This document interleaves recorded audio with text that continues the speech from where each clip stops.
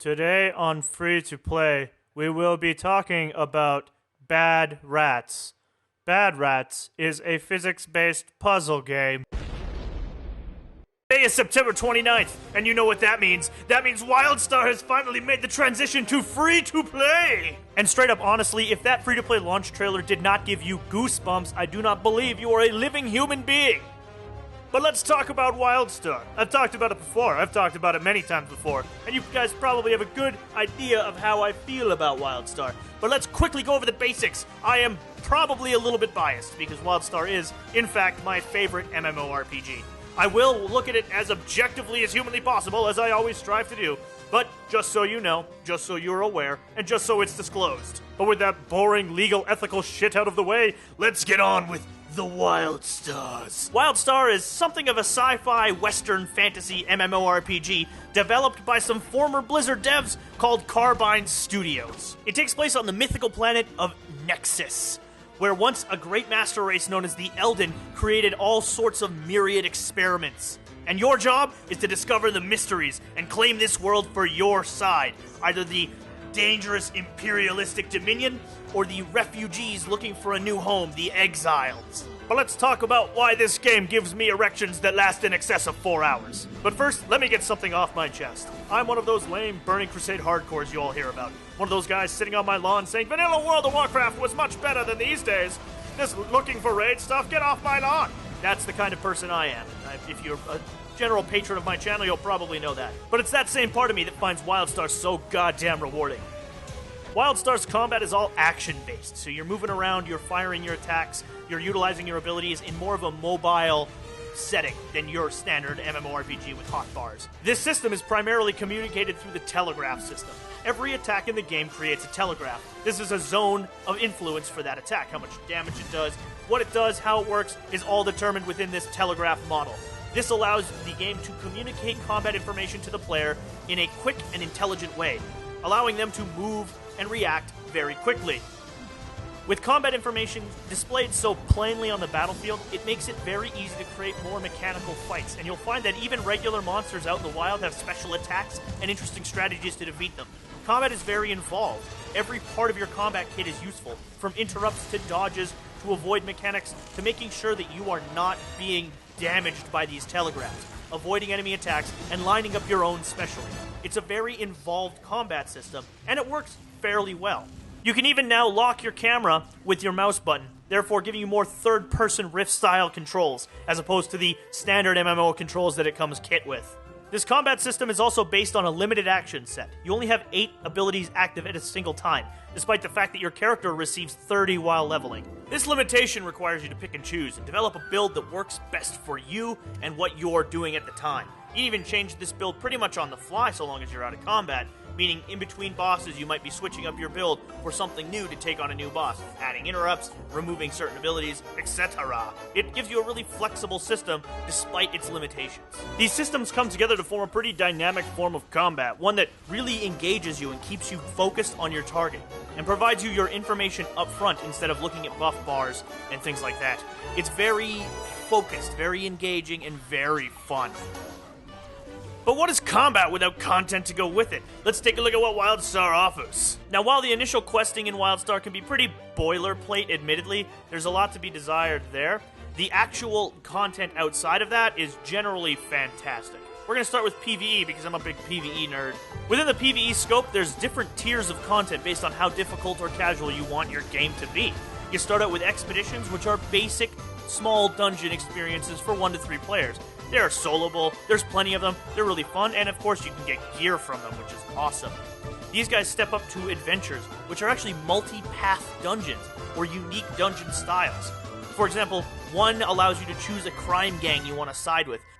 Another is essentially a tower defense game.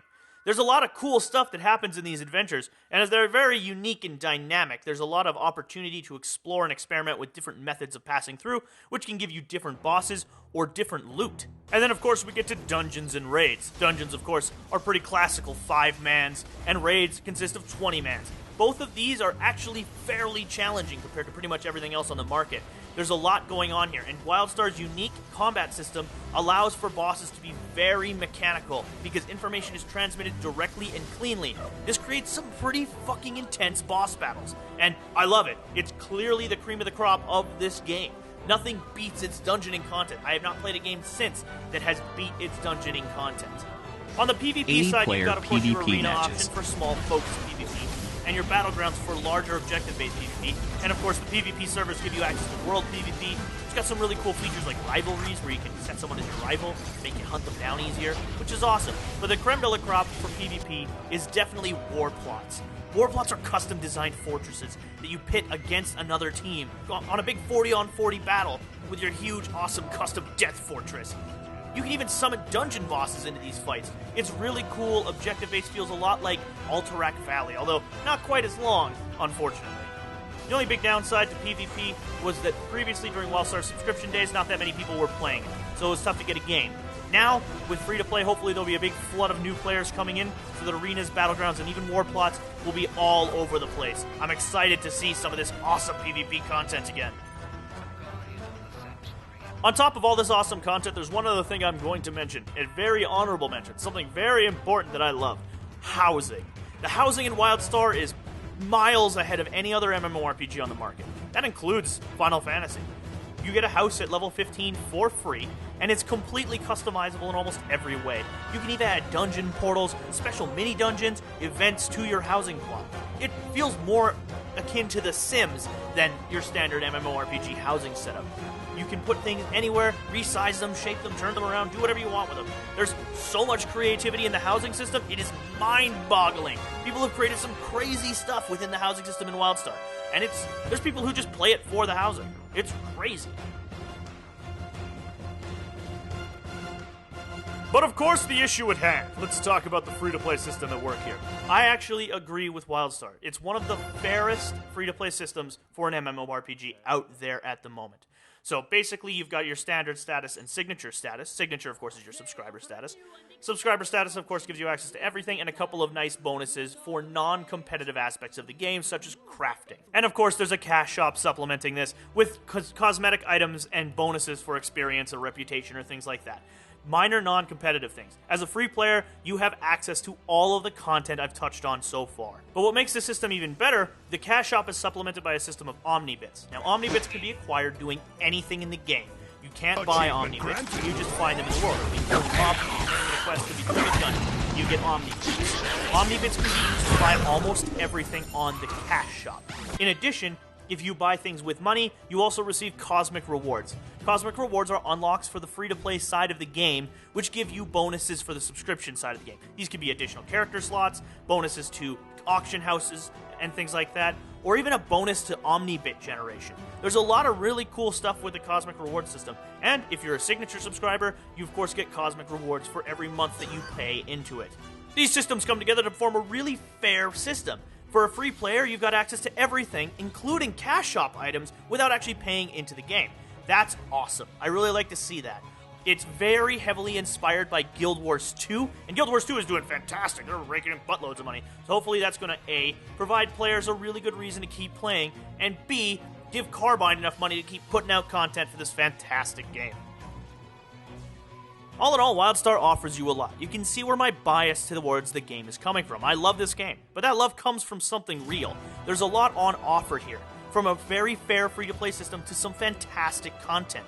The game is great, not without its missteps, things such as questing is kind of boring and the narrative is but there's a lot of good stuff here, such as some of the best dungeoning and raiding content available in an MMORPG today. So I recommend trying out Wildstar free-to-play. It's great. There's a lot on offer here, and I think you'll have a great time. Hopefully you'll have a fantastic experience on Wildstar as well, and I'll see you on Nexus. Thank you very much, everybody, for checking out this free-to-play episode on Bad Rats. It is a game I've wanted to cover for a very long time, and I've been very excited for Bad Rats to go free-to-play. It is truly an inspirational game. Bad Rats is just fantastic. I'm so glad that so many people have been coming back to Bad Rats to experience the joy that is Bad Rats. But until next time, thank you very much. I appreciate you viewing. If you enjoyed this, please like and subscribe. If you have anything to say, please put it in the comments. I love to hear about Bad Rats. It's my favorite video game. But thank you very much for watching, and you all have a great one. religious man, but this feels like the kind of game that you are forced to exclusively play in hell.